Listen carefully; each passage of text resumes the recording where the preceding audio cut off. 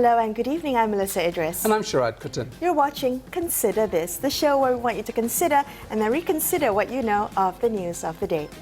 Now, Malaysia Day presents an opportunity for us to re-evaluate the evolving dynamics of the Federation of Malaysia. So tonight on the show, we're going to be discussing the state of the Federation today. Shortly, we'll hear from Datuk Johan Ariffin. He's the former CEO of the Institute for Development Studies in Sabah.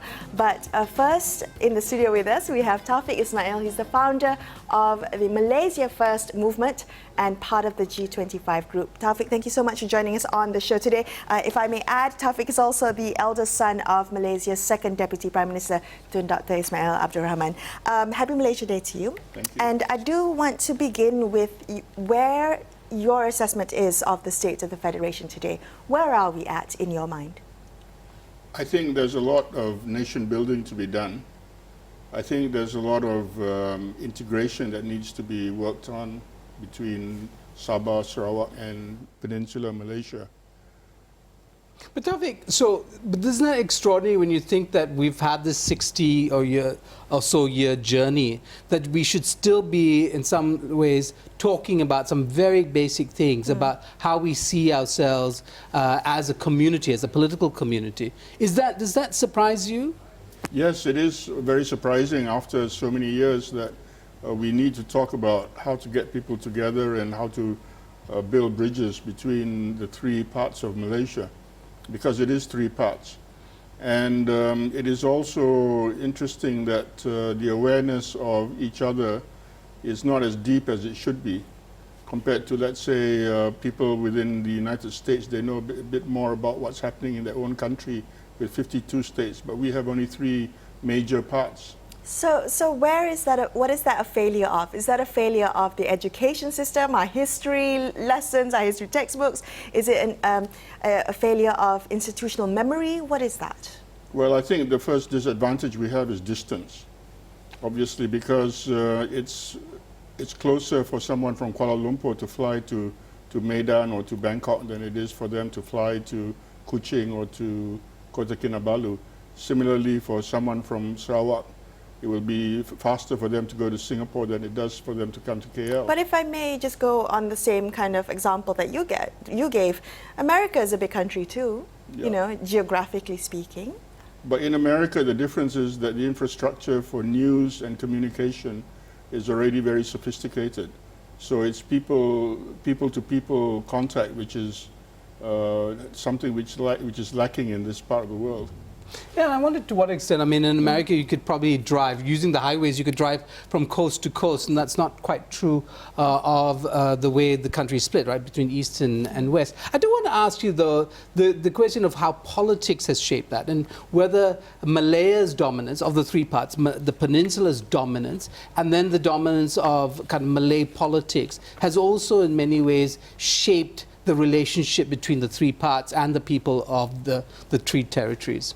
Yes, I think based on the conversation that we've had in Malaysia First, there happens to be a gap between what the Sabah and Sarawakians believe the Malaysian Agreement of '63 is and what the political leaders here in Kuala Lumpur think it is. So I think there has to be some form of reconciliation between Sabah, Sarawak and Malaya as to exactly what was agreed upon and what was promised. But isn't this, you know, a written agreement? Wouldn't we be able to go back to the documentation and look at that, should there be any disagreement as to what MA 63 stands for? Well, I agree. I think we should go back to basics and we should look at the agreement from the beginning to see exactly what we promised each other. And okay, is the failure to live up to those promises largely around questions of the distribution of power, the distribution of economic wealth? I mean, it seems a lot of the grievances are driven by this feeling that there's uneven development across the Federation, and that some people in territories that are extraordinarily rich have actually become the poorest in our nation. Well, yes, there is this disparity. For example, how long does it take to travel the length and breadth of Sarawak? And how long does it take to get from east to west in Sabah compared to what it is like on Peninsula? I think after the North-South Highway was built here in Malaysia, it's only a matter of 6 hours from the Johor border with Singapore right up to the Kedah border with Thailand. And that's a distance which is much shorter than what it is between the southern tip of Sarawak to the northern tip with Sabah. And I think this is something which we need to get a perspective on, because if it's so difficult for people within Malaysia to travel to see each other, what more people within the parts of Malaysia between the peninsula, Sabah and Sarawak? You know, Tawfik, I mean, with G25, and you were part of that group, and now with Malaysia First, there's also this concern with the essence, the spirit of what the Malaysian constitution and the nation was supposed to be. Secular, liberal, inclusive, you know, multiracial, and multi-religious and confessional. I know that you've spoken a lot about this kind of drift away from that towards something much less open and inclusive. Is that some of the things that drive you today in terms of starting a group like Malaysia First? Well, I think when I started Malaysia First, it was because there was something nagging at the back of my mind as to exactly what it is that causes us not to become a united nation. Why are we still talking about differences 60 years after Malaysia was started? And also, why do we have this problem with race and religion? And why is it that so few people understand their rights under the Constitution? Right. And I think this is the reason why Malaysia First was started. So the idea of Malaysia First was to enable us to have those conversations, or what can Malaysia First help? How can Malaysia First help us achieve all those values that you just spoke of? Okay, because of the limitations on the WhatsApp group, I can only put 256 people at the most inside Malaysia First in the WhatsApp. But on Facebook, I can have as many people as I want. So I have about 2,000 people on Facebook that talk about Malaysia First. In the WhatsApp group, I brought in a lot of people from all sides of the political spectrum. I have past members, I have DAP members, I have some UMNO members, I have former judges, I have lawyers, I also have left-wingers, right-wingers. In fact, the whole spectrum of people with political beliefs are in there, not to mention the fact that we also have quite a robust group from Sabah and Sarawak talking about their rights. So it's been an eye-opener for many people when they come into the chats to wake up in the morning and see 200 comments being made. It's like a mama shop which doesn't close. Okay, so the idea is to get that conversation going, education, a little bit more awareness. Okay, Tawfik, we're going to continue this conversation with you shortly. We're going to have you stay in the studio with us. But after this quick break, we'll speak to Datuk Johan Ariffin Samad, former CEO of Sabah's Institute for Development Studies. Stay tuned to Consider This.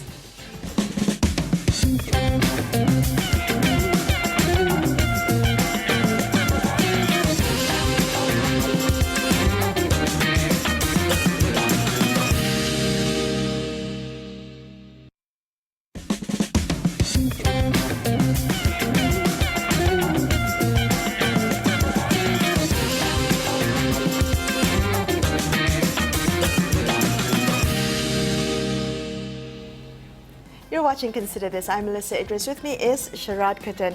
Joining us now, we have Datuk Johan Ariffin Samad, the former CEO of Institute for Development Studies Sabah. He's currently a member of the G25 group and advisor to the NGO Malaysian Action for Justice, better known as MAJU. Johan, thank you so much for joining us on the show tonight. Now, again, happy Malaysia Day to you, and we're using this opportunity to look at how there's been evolving dynamics of the Federation. How would you describe the state of the Federation today? I think in terms of relation between East and West Malaysia, we are in a very sad state, and the reason for that, I think, both sides until now do not understand each other. Despite being 57 years in Malaysia, we still feel distant, divided by the South China Sea. And it's something that we feel every time when Malaysia Day crops up, September the 16th. We were only recognized given a public holiday in 2009, I believe. So I think that's 47 years later, we are recognized and given a public holiday, Malaysia Day. And Merdeka Day is still celebrated in a bigger way than Malaysia Day. And if you look at the way Malaysia Day is being celebrated, it's celebrated in East Malaysia and not in West Malaysia. And I don't know what is the reason for that. Okay, this year it will be in Cebu, all right, and we rotate between Sabah and Sarawak as a venue to celebrate Merdeka Day, but never in a big way in the federal capital. Johan, do you think that part of the reason why there isn't this a common sense of what Malaysia is and what the Federation ought to be is because of the dominance of the peninsula that makes people in the peninsula, politicians from the peninsula, unaware of their own privilege or their own, status vis-a-vis, people from Sabah and Sarawak? What is the root cause of this inability to find common ground? Well, I think it's very much political. Partly history also, because in schools they were not taught how Malaysia was formed. If you look at the history books, there's one history book is being used in schools and universities about the history of Malaysia. It's only consisting of 5 pages out of 475 pages. So you have a history from Malacca days, Majapahit and whatever, and very little is said about Malaysia Day. But then, one of my friends told me the other day, he was surprised after joining his Malaysia First group to find out that Malaysia was actually formed in 1962 through a legal document. All right, it's not formed in Merdeka Day, okay, in 1957. So I think that is one part, the historical part. The other part is the politicians in KL, they know the game. They've been playing this up year after year. Tanah Air Melayu and so on, race and religion. That's what they're very good at. But in Sabah, as you can see now, the elections taking place in the state, and Shafi Abdal's poster, for example, is talking about unity, diversity, and uniting people through race and religion. All right, so it's a different pitch as compared to what is happening in KL. And one of the things I like to point out, PAS announced earlier that they're going to contest like 12 seats in Sabah, all right, but they got no seats. Why is that they got no seats? They're part of the PN government or Mafakat Nasional, all right, and the partner is UMNO. Why they were not given seats? Okay, Johan. The main reason why they're not given seats is because they will never be accepted in East Malaysia. Well, Johan, I'm glad that you brought up the the upcoming Sabah elections, because one of the slogans that have been kind of talked about within this campaign period is Sabah for Sabahans. And I'm wondering whether this slogan shows, perhaps it reflects the failure of the Federation. Well, this slogan has been around, Sabah for Sarawak, Sabah for Sabahans. But it's out of frustration. I think the people who wants to be in Malaysia and proud of Malaysia are Sabah and Sarawak people. Whereas in KL, the UMNO people are still talking Tanah Air Melayu, Tanah Air Melayu. Well, Malaysia is not Tanah Air Melayu. It's a land for Malaysians, okay? And we have to remind them constantly that, we cannot divide people through race and religion and expect Malaysia to progress down the road. So Sabah election to me is very important in the sense that this is a vote of confidence for the federal government, okay? It's just not just a state election. Now, if Shafi and Warisan wins, it means a rejection of the federal government, whatever they stand for today, okay? Whether it's a Melayu stand or Islamic stand or whatever. It's a rejection of the federal government. And the sentiment on the ground is very, very strong now to reject them after all these crossovers purportedly by the federal people. Johan, you know, the question, if Sabah is, and the people of Sabah are committed to a multi-racial, multi-religious, inclusive Malaysia, do you think that message could come over to the peninsula and be sold here? Is this something that's going to divide the Federation, with Sabah and Sarawak on one hand espousing a very different view of the Federation, and on the peninsula an increasingly a retreat into ethno-nationalism and chauvinism? Yeah, well, that's happening without question, all these issues that you mentioned.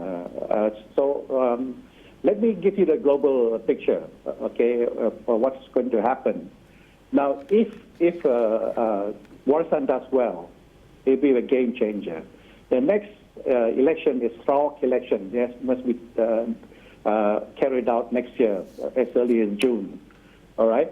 So now the current government and all the allies, they are desperate to win this election. All right, because if they lose this election, there'll be a contingent effect or domino effect, right? It will affect Sarawak election. They will reject federal government, and also if they lose, the people of Sabah will reject the federal government. So the federal government is in a very tight situation now, and they have to win this election. But by the settlements on the ground, and my interview all these people, there's a lot of backlash because of the crossover led by Musa Aman, backed by federal government. Okay, there's a lot of anger expressed by Sabahans. But let's look at the domino effect that's going to happen if they lose the election. That's why they're so desperate to bring all the people from the election machinery from KL to compete against the local machinery here, mainly Warisan and the allies. Johan, thank you so much for speaking with us today. We really appreciate your time and you sharing your insights with us. Happy Malaysia Day to you. We're going to take a quick break here on Consider This, but after that we're going to come back to our guest in the studio. Stay tuned.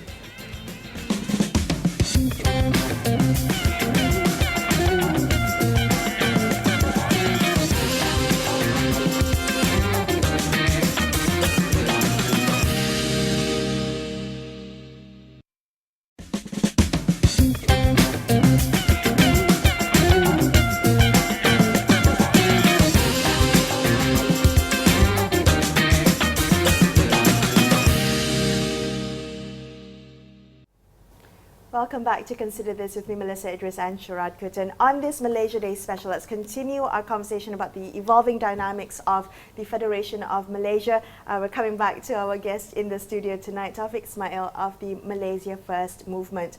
Tawfik, we just spoke to Johan Ariffin from I think currently advisor to the NGO Maju. For you, coming back to where we are at today, where do you see the biggest challenges in terms of, integration? You talked about integration. Is it sectarian identity politics? Is it a distrust of the federal government? Is it inequality or uneven development, as Sharaad pointed out a little bit earlier? What do you think?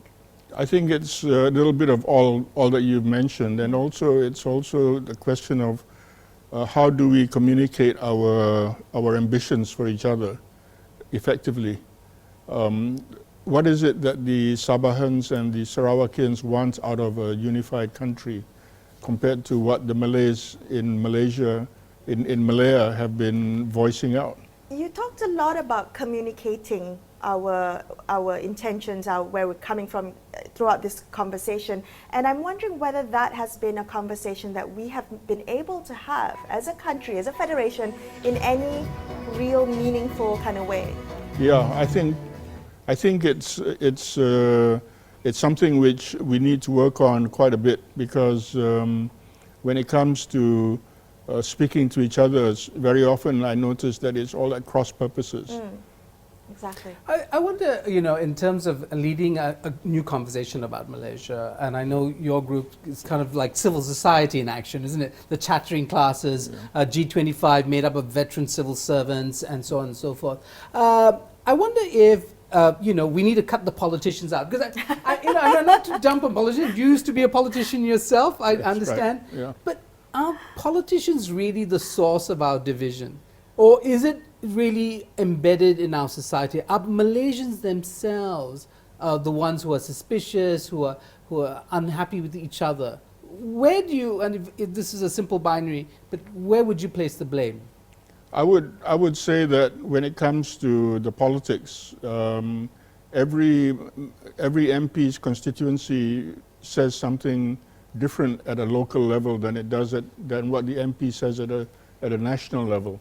If you look at how they behave in Parliament, I mean, that is not the way someone from a constituency like Mersing or Johor Bahru behaves. You know, it is more reflection of the individual who's representing the constituency than the constituency itself. I have a feeling that at the bottom, people's needs and people's desires are all the same. People do not change their ambitions for their children, their ambitions for their neighbors, for themselves. It's the politicians that try to define it for us. Okay, so having said that, you know, about politicians, then who are the agents for change in a positive way currently? Well, I think the people who are what the modern term is influencers. These influencers exist in every segment of society. Who do you listen to the most? If you are in a kampong village and you have a time on your hands in the evening, where do you go? Apart from the coffee house, you probably go up to a ceramah in the mosque to listen to what the preacher says. And what he says might affect you for the next week or so until the next preacher comes along. If you're in the city, you go to the coffee shop and you listen to what's said on the radio or on the television, and you spend little time talking to what your neighbor has to say because of the fact that you're communicating with each other through WhatsApp or through email, but you don't talk to each other directly. So your narrative at the local level in the village and your narrative in the city are two different things. Since I just pointed an accusing finger at you, at the former politician, maybe the point would be to hold up a mirror to ourselves as people in the media. How do you think the media has either helped or in fact enabled a much more exclusivist or chauvinistic view? I mean, is the media to blame also in where we are in terms of the integration of the country? When Malaysia was first formed in 1963, the only form of communication were the newspapers and radio. And we had the golden opportunity then, newspapers and radio, to reach a wider audience. The technology then was not difficult to implement. But we failed, and then came broadcasting, like television, satellites, and that was another technology that we could have used, but we failed as well. So in terms of blaming the media, yes, the media is to blame because that's the only form of communication that people have with the center to know what is the center's intentions and what their ambitions are for the country. And if you don't communicate it well enough, how do people get to know what it is that they're supposed to achieve or aspire to? Okay. Well, in the last minute or so that we have left, Tawfik, I want to ask you, as we're watching this on Malaysia Day, what is it that we can do? It's the public of Malaysia who want to put Malaysia first, who want to respect the Federation of Malaysia. What is it that we need to do, acknowledging the challenges that we're facing currently? I think, first of all, we need to have a perspective of actually what we are in relation to the other parts. People in Peninsula do not have to see themselves as superior to the people from Sabah and Sarawak because geographically we are not as big as Sarawak. In terms of numbers of people, although there are a lot of Malays in the Peninsula, the Malays in Sabah and Sarawak do not feel the same way as the Malays in Peninsula. So do not try to push this Ketuanan Melayu agenda onto people that are not comfortable with it because they are more comfortable being multi-ethnic on the other side of the South China Sea than we are on this side of the Straits of Malacca. All right. Well, thank you so much for speaking with us on the show tonight. We really appreciate your time. My pleasure. Thank you for having me. Thank you. That's all the time we have on this episode of Consider This. I'm Melisa Idris. And I'm Sharaad Kuttan, signing off for the evening. Thank you so much for watching, folks, and from all of us here at Astro AWANI. Happy Malaysia Day. Day.